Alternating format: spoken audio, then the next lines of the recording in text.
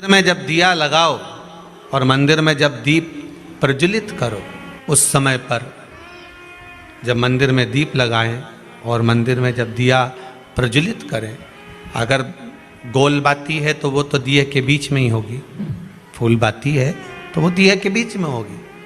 और मान लो अगर लंबी बाती लेकर गए हो, लंबी बाती को लेकर पहुँचे हो, तो अगर दीप लगा रहे हो, कामना रख कर लगा रहे हो कि मेरी ये कामना है, तो वो दीप का बाती का मुख अपनी ओर रखना, पर कोई कामना नहीं।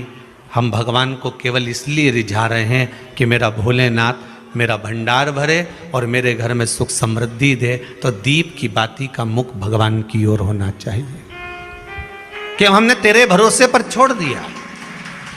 अब हम किसी से नहीं पूछेंगे कि हमें क्या करना है, ये दीप की जो बाती का मुख है वो आपकी ओर है। अर्थात मेरा जो जीवन है, मेरा जो संपूर्ण परिवार है, मेरा जो कुटुंब है, मेरा जो कबीला है, मैं जिस घर में निवास करती हूँ, मैं जिस घर में रहता हूँ, उस घर का संपूर्ण कारभार सब तुम्हारे भरोसे पर है। तो बाती का मुख कहाँ हो गया? भगवान की ओर हो गया। पर ज्यादातर लोग दिया जो लगाते हैं ना, वो अपनी ओर बाती करके ही लगाते हैं। मतलब इनकी कामना चलती ही रहती है 24 घंटे।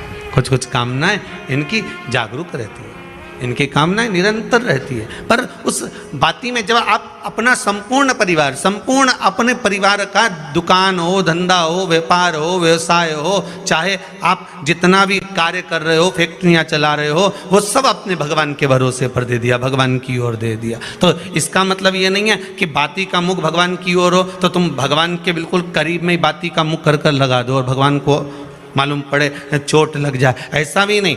जब भी दिया लगता है, आप बहुत ध्यान देना महाराज, अगर भगवान जिस स्थान पर बैठे हुए हैं, अगर दिया हमको रखना है, भगवान जहाँ विराजमान है, दीप जब भी रखा जाता है भगवान के सामने, तो अपन जहाँ विराजमान है उससे भगवान और अपने बीच में कम से कम 2 बीता की दूरी तो होना ही चाहिए, जिससे भगवान को भी चोट ना लगे, भगवान को भी घात ना लगे। तुलसी महारानी को जो दिया लगाया जाता है वो तुलसा महारानी से दूर लगाना चाहिए। तुलसी के क्यारे में दीप लगाने का प्रमाण नहीं है कि तुम तुलसी के क्यारे के अंदर दिया लगाओ। पहले तो ऐसा नियम था कि तुलसी का जो क्यारा बनता था उसमें एक नीचे अलग से दिया रखने की जगह बनती थी, तो उसमें दिया रख दिया जाता था। आज के ज़माने में इतनी जगह ही नहीं कि वह में रखो, तो लोग वो कुंडा में धर के आ जाए। अब वो कुंडी में रख के आए, मालूम पड़े तुलसी महारानी का पत्ता मुरझा जाता है, तुलसा महारानी भी ऐसी मूर्छित हो जाती है, तुलसा महारानी भी चारों तरफ से वो दिए की लो से जल जाती है। ऐसा दीप लगाने का कोई फायदा नहीं।